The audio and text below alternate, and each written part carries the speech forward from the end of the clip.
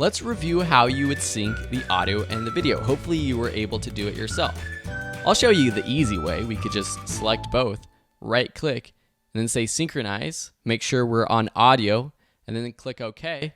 Yeah, that does a pretty good job at syncing the audio and the video. I'm going to show you why I clapped right. Sounds pretty good. If we mute the video audio track for track 1 there in the follow-up lesson, just to get the Rode NTG3 audio, sounds really good, but it's not perfect. We have to go in and fine tune this. If we go in and zoom in as much as possible, I'm just pressing the plus button next to my delete key on my Mac keyboard.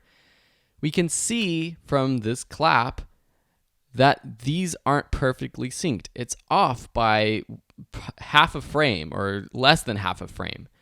But if we select the video or the audio and we try to nudge it forward or backwards, and I'm nudging it by pressing Command right arrow or left arrow, Control if you're on a PC, it never lines up perfectly. The way we fine tune audio is by going here on our timeline, saying show audio time units, which changes our clock up here and allows us to dive in even deeper. We can zoom in more now.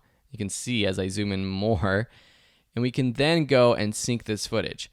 Notice though that when I try to click and move the video track to the left or right, it still only allows me to nudge it by 1 frame. See this plus pop up? And when I drag to the right, it's 1, 2. Those are frames that I'm moving it by. But if I click the audio, even just the audio from the video or the audio track, now I can move even more precisely. So I can zoom in here even more, make sure that this is aligned more properly, zoom out, and that looks pretty good. And now if I play through this, that's a perfect clap. Before it was off just by a little bit.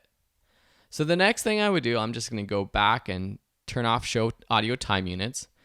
And then I'm going to disenable the video audio. So I'm going to option click this video right here, or this audio for the video, right click it and uncheck enable. Then I'm going to link up the audio from the NTG3 to the video itself. So I'm going to select all, right click, and first say unlink, which unlinks the video from this audio. Then I'm going to select all again, right click, and say link. Now if I take my razor blade tool and I want to make cuts, it happens to both audio tracks and the video, and it's all linked together.